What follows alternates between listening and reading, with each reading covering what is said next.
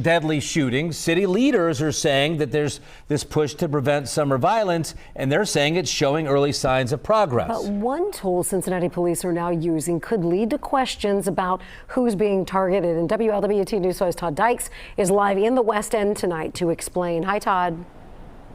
Hi, Sheree and Mike. Yeah, Cincinnati's mayor and police chief say a street crime task force that's been fully operational for just 1 week is already making a real dent in the city's crime rate. Drones also being used as an investigative tool, but one recent arrest that started high in the sky is raising some eyebrows.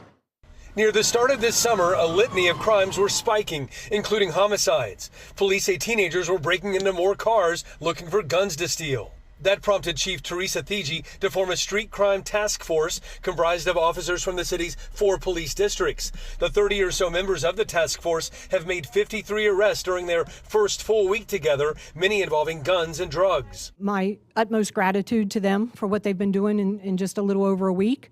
And not just the task force, but all the officers. Everybody's owning this. Thigi and Mayor Aftab Purival say what was an early summer spike in violence is settling down. Our hope is that as we continue to see these numbers going down, the perception will also be improved.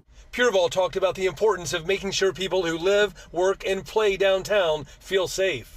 If that perception sets in that it's unsafe, then people will be less likely to come downtown or go to their neighborhood business district and spend money, which is a critical problem long term if that sets in.